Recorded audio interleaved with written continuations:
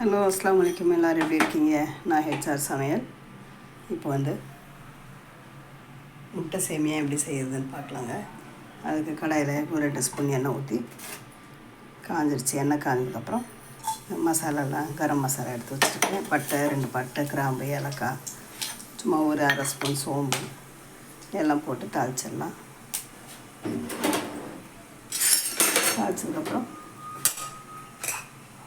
ஒரு 3 வெங்காயம் கட் பண்ணி வச்சுருக்கேன், அதையும் சேர்த்துடலாம்.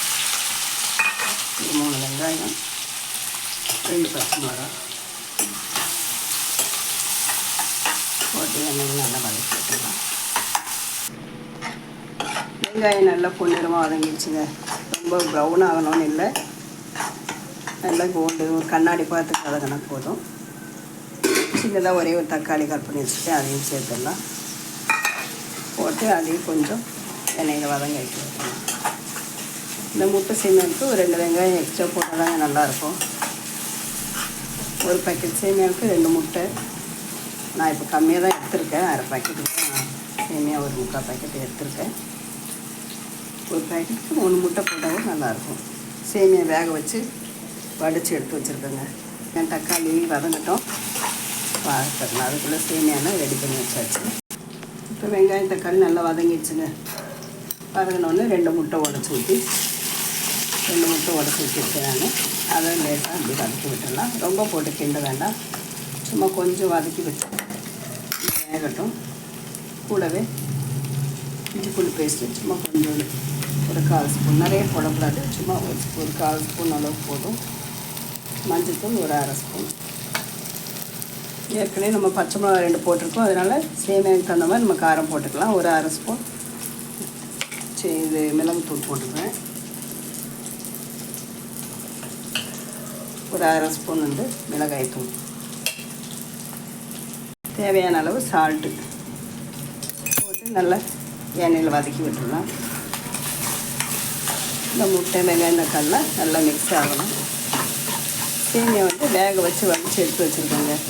சும்மா ஒரே ஒரு தண்ணியில் ஒரு கொதி வந்தோடனே வடித்து எடுத்து வச்சிட்டோன்னா அதை நம்ம போட்டு கலரிடலாம். டக்குன்னு ஈஸியாக ரெடி ஆகிடும். இது காலையில் என்ன டிஃபன் யோசிக்கும் போது சிம்பிள், ஒன்று ஈஸியான, கொஞ்சம் ஹெல்த்தியான டிஃபன் தான் இது. இது இடியாப்பத்துலேயும் செய்யலாம், அதுவும் ரொம்ப நல்லாயிருக்கும் டேஸ்ட்டு. அதுலேயும் செய்வோம் நாங்கள். இடியாப்பம் வேக வச்சு இடியாப்பம் ரெடி பண்ணி வச்சுட்டு முட்டையெல்லாம் வெங்காயம் முட்டையெல்லாம் கட் பண்ணி போட்டு செய்யலாம். டக்குன்னு நம்ம ஈஸியாக சிம்பிளாக செய்யணுன்னா இந்த மாதிரி ஒரு டிஃபன் செய்யும்போது எல்லாருக்குமே ரொம்ப பிடிக்கும்.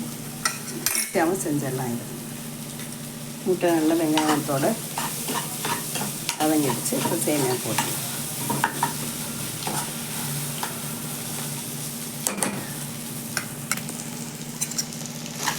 முட்டை நல்லா எண்ணெயில் வதங்கிடுச்சு. இதோட கலந்து நல்லா கிண்டி பதமாக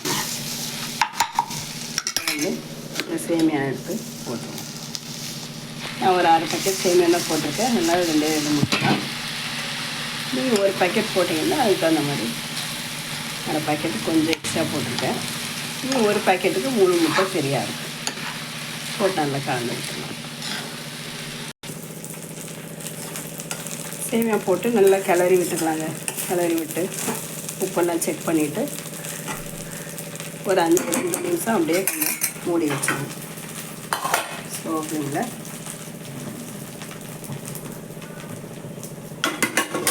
2 நிமிஷம் மூடி வச்சிடலாம். பார்த்துடலாங்க எப்படி இருக்குன்னு. நம்மளோட முட்டை சேமியா ரெடி ஆகிடுச்சுங்க. சூப்பராக சிம்பிள் அண்ட் ஈஸியான முட்டை சேமியா ரெடி.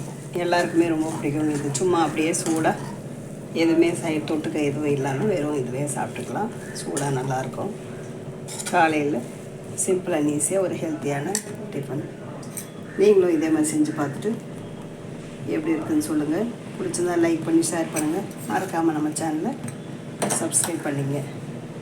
ஹெச்ஆர் சமையலை சப்ஸ்கிரைப் பண்ணிங்க. கொஞ்சம் இறக்கும்போது கொத்தமல்லி பண்ணிவிட்டு இறக்கிடலாம். அவ்வளோதாங்க. சிம்பிள் அண்ட் ஈஸியான டிஃபன் முட்டை சேமியா ரெடி. நீங்களும் செஞ்சு பார்த்துட்டு எப்படி இருக்குன்னு சொல்லுங்கள். மறக்காமல் உங்கள் கமெண்ட்டுகளை எங்களுக்கு தெரியுங்க. தேங்க்யூ. அஸ்ஸலாமு அலைக்கும்.